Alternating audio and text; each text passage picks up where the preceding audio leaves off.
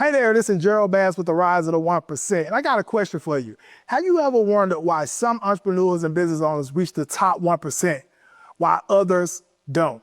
And when I talk about reaching the top 1%, I'm not just talking about from a money perspective, I'm also talking about from a mindset perspective.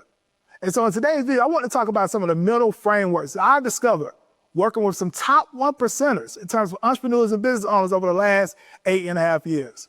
Now, before I get to the information, make sure you bang that like button. If you're new here, make sure you hit the subscribe button, turn on your notification bell. And also, if you're an entrepreneur, business owner, you're looking to increase your revenue, your profit, your impact through the remainder of this 2025 year and beyond, make sure you stick around to the end of this video because I got some free, cool stuff that I'm actually going to share with you. So with that said, let's get into the 9 mental frameworks that I've discovered working with different entrepreneurs, business owners who have actually reached the top 1% and those that I've actually worked alongside over the last 8.5 years.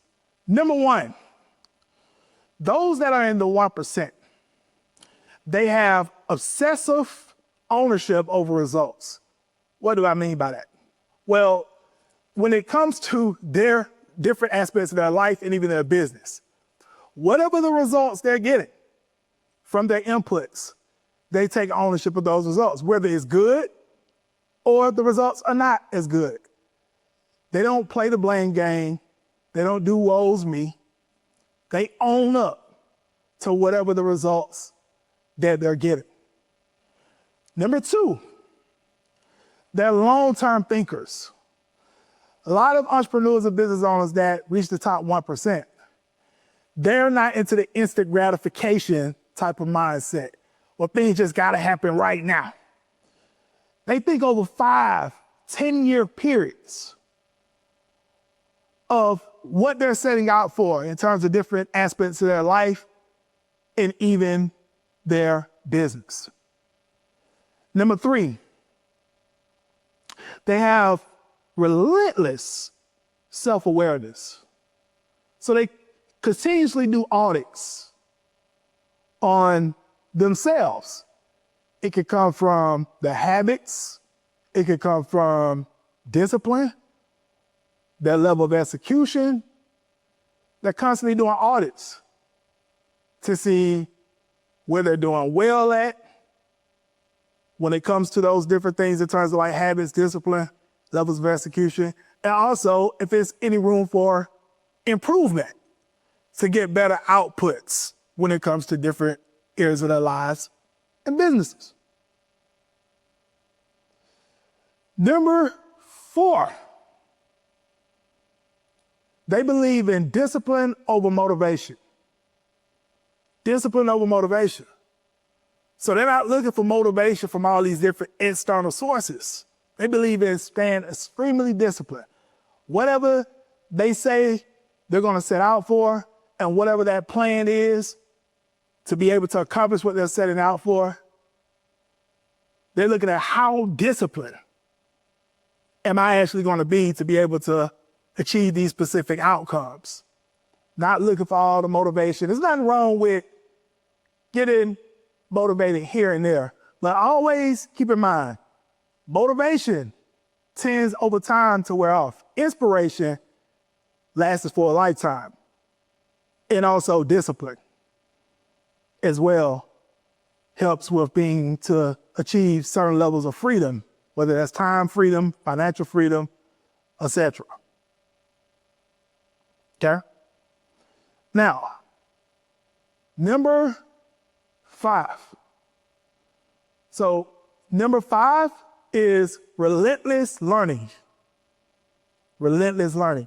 So those that are in the top 1%, they're constantly learning, whether it comes to reading new books, whether it comes to going through new courses, whether it's investing into a coach or getting a mentor, whether it's being in masterminds or traveling to events and conferences, or just being in environments around those at times that could be at that level that's looking to achieve bigger levels, or those that are even on bigger levels, where they can get the information and they can get the inspiration to go out and get better outcomes and be able to level up and reach that top 1%. Okay? Number 6, comfort is the enemy. Comfort is the enemy when it comes to reaching the top 1%. Those that reach the top 1%, they understand that being out of their comfort zone is their success zone. They understand it's going to be pain, it's going to be challenges when it comes to being out of their comfort zone. But they know on the other end, no matter how long it takes, success is bound to come in different areas of their life or business in regards to their comfort zone. They're always outside of their comfort zone. So if you want to reach to the top 1%, then you're not in the top 1% this time. You want to make sure that when things that you may have to act on may be a little uncomfortable, just move forward anyway. Do it anyway. That's what those that are extremely successful and get into the top 1%, that's what they thoroughly understand. Number 7, those that are in the top 1%, they say no more to things than yes. They're extremely focused. So when they have certain goals that they're looking to accomplish, things that might come to them or different shiny objects or things of that nature, they say no. They eliminate distractions. They stay focused on the specific outcomes they're looking to accomplish. They're not all over the place. Right? So that is number 7. They say no more than they say yes. Now, number 8 is they iterate fast and they fail fast. Well, what do I mean by that? Well, at times you have to pivot when it comes to different areas of your life and even your business. How fast are you able to adapt when changes come? That's what iterating fast means. Or do you get totally discouraged and want to give up? Or do you look for ways to be able to pivot and innovate? And in terms of failing fast, a lot of entrepreneurs and business owners that are in the top 1%, they understand that practice is not perfect. Perfect practice makes progress. You want to write that down. Perfect practice makes progress. No one's perfect but God. So with that being said, those that are in the top 1%, they execute very fast at a rapid pace, and they hit walls the hardest, but they learn from hitting those walls. They look at them as lessons, not what we call perceived failures. Got to keep pushing forward. Number 9, those that are in the top 1% in terms of entrepreneurs and business owners, they're purpose-driven. They're not driven so much off the opinions of others. What do I mean by that? Well, a lot of those that are in the top 1% in terms of entrepreneurs, business owners, they, for one, typically have a core mission, vision, core values. They typically focus more in on that versus so much external validation from others. And they're inspired and even motivated internally, not so much externally. So with that said, I hope you got some value out of these 9 mental frameworks of the different entrepreneurs and business owners that I've actually worked alongside over the last 8.5 years. Again, number 1, being they have obsessive ownership over results. Number 2, they're long-term thinkers. Number 3, they are relentless self-awareness. Number 4,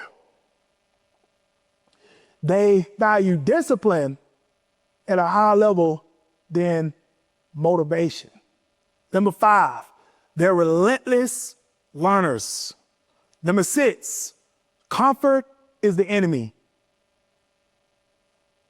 Number 7, they say no more to things than yes. Number 8, they iterate fast, they fail fast. And number 9, they're extremely purpose driven. So with that said, be you got some value out of this video, make sure you hit that like button. Also, if you're new here, make sure you hit the subscribe button, turn on your notification bell. Also as well, being you a coach, consultant, course creator, service-based business provider, you're looking for strategies to be able to pack your calendar with qualified appointments, be able to scale up to that 20K to 50K plus a month mark in under 60 days without paid ads. It'll be a link in the description to an absolute free case study. A link in the description to an absolute free case study. Just go down the description and click on the link. You can get access to the free case study. Also, I'd love to hear your comments in the comment section below. Did any of these mental frameworks actually resonate with you? Are you currently implemented when it comes to these different mental frameworks in terms of your mindset? Or are you looking to take some of these mental frameworks moving forward and apply them with your mindset to reach into the top 1% if you're currently not there as of yet and you're working on rising into the top 1%. Also, feel free to share this video around with anyone else you feel could benefit. And with that said, this is Gerald with the Rise of the 1%. Have a phenomenal day on purpose.